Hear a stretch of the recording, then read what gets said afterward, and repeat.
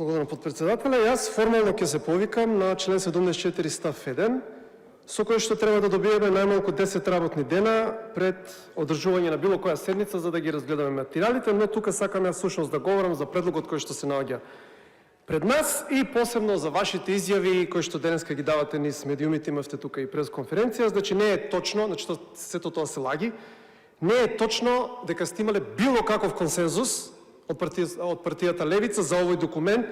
Значи ние тука сме брутално уценети да прифатиме кој знае све и свашта што сте ставиле во овој документ, само за да фрлите некои ситни трошки као за партијата Левица Попара, иако тоа е ваша обврска да го исправите, затоа што овој закон у оваква форма го крши македонскиот устав. Значи тоа не е наша работа, тоа е ваша работа.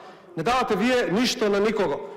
За жал, како ВМРО-ДПМН, очигледно не можете да излезете од вашата насилна матрица. И само една работа ќе кажам, ние го погледнавме овој предлог и има многу еден интересен член, подпредседателе, баш би сакал да ми одговорите, тоа е член 76Г, кој што е целосно нов член. Значи не само што немате консензус за овој член, него не е ни разговарано за овој член. Овој член се има магично појавено со Бајлева, заедно со предлогот, и објасните и на македонската јавност како имате таму наброено некои 10-20 наводни вербални прекршоци, со кои што ќе можете буквално да воведете цензура на изборите. Значи, ако ние нешто кажеме или напишеме на социјалните медиуми за време на изборите, и тоа за време на изборите, вие тоа ќе го прогласите како еден вид вербален деликт и може да не казните до 8.000 евра глоба.